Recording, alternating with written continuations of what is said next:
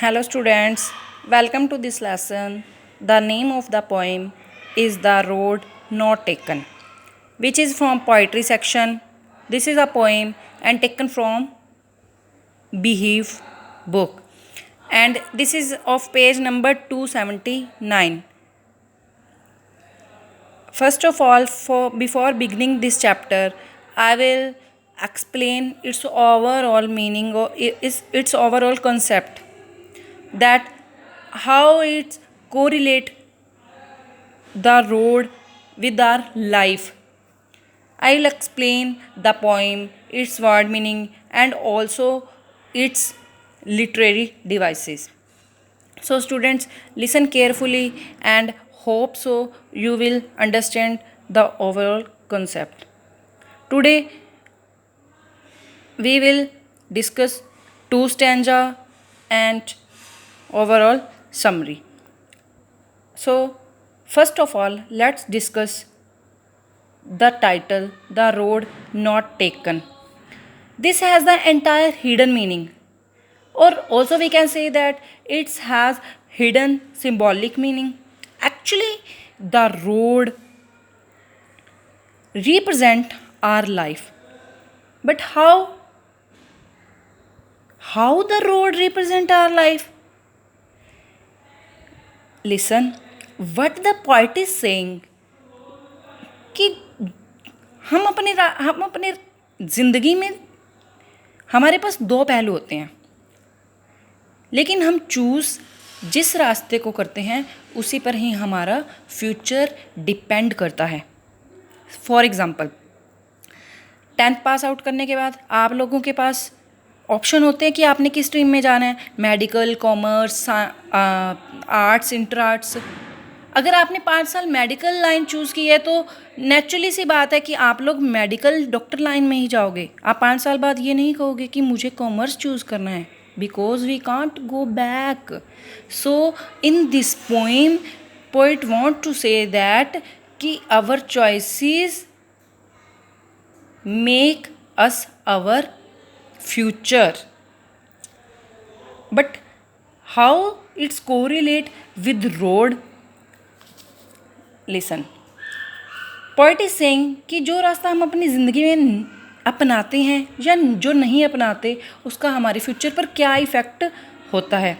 In this poem poet सड़क पर जा रहे हैं और उन्हें एक रास्ते पर ही जाना है, बिकॉज एक पर्सन है तो नेचुरली सी बात है एक ही रास्ते पे जा सकता है.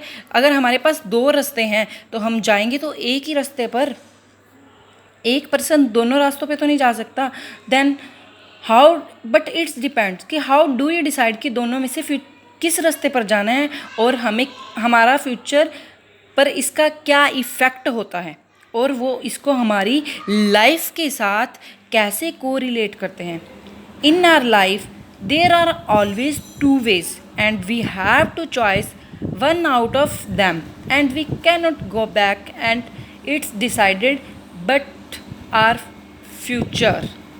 So poet gives us message that we choose our way wisely because we cannot go back on the choice we made and our future depends on it.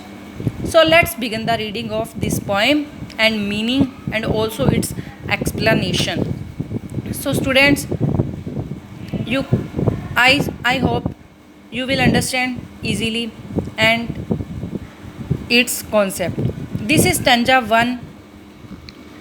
The road diverged in a yellow wood and sorry I could not travel both, and be one traveller long I stood and looked down one as far as I could to where it bent in the undergrowth. अगर point बता रहा है कि वो एक जंगल में जा रहा है जिसके दो रास्ते हैं. Diverged means separate, different directions.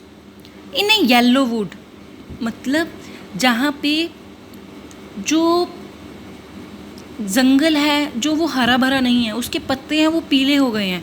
वहाँ पे जाने के दो डाइवर्स मीन्स दो रास्ते हैं, अलग अलग रास्ते हैं. और पॉइंट वहाँ पे खड़ा होकर ये सोच रहा है कि मुझे किस रास्ते पर जाना चाहिए. वो उस सेंटर में खड़ा है और वहाँ पे सोच रहा है कि मुझे इस लेफ्ट साइड जाना है या राइट साइड जाना चाहिए। And sorry could not travel both because एक पर्सन दोनों साइड पे ट्रैवल नहीं कर सकता। And be one traveller long I stood and look down one as far as I could to where it bent in the undergrowth. क्या है कि point है, अब ये सोच रहा है कि मुझे किस रास्ते पे जाना चाहिए। तो पॉइंट वहाँ पे लंबे समय तक वहाँ पे खड़ा रहता है और सोचता है कि अगर मैं इस रास्ते पर जाता हूँ तो दूसरे रास्ते में पता नहीं क्या होगा, अगर मैं दूसरे रास्ते में जाता हूँ पता नहीं इस रास्ते में क्या होगा। तो एक ही पर्सन है, वो जा तो एक ही रास्ते पे सकता है। तो वो वहाँ पे खड़ा होके ये सोचता है कि मुझे किस रास्ते पर जाना चाहिए। Clear? In this second stanza, then took the other just as fair and having perhaps the better claim, because it was grassy and wanted wear, though as for that the passing there had worn them really about the same।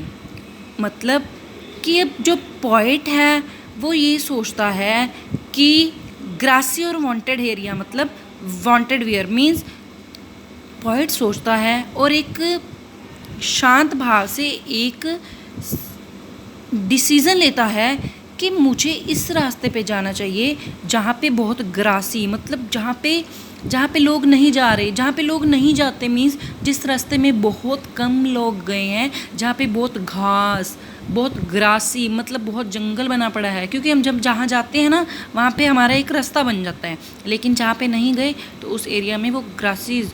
और वो point वहाँ जाता है और सोचता है कि आगे जाके इस रास्ते पे भी इसमें भी दो पहलू होंगे, दो डाइवर्स जो होंगे, बट उसको कहाँ जाना है वो आगे जाकर वो सोचता है। Though as for that the passing there had worn them really about the same. आगे जाके उसको वो दोनों रास्ते भी सेम लगते हैं क्योंकि उनके भी आगे जाके दो रास्ते बनते हैं। तो पॉइंट सोचता है कि अब मुझे किस रास्ते जाना चाहिए क्योंकि ये दोनों रास्ते तो मुझे सेम लगते हैं। So students, first 2 stanzas clear? If you have any query then please talk to me, call me or send me message, or please give me response. It's mandatory. This is final explanation, okay? And you have to do questions of first and second stanza also, which you will find by yourself. Thank you. Have a nice day.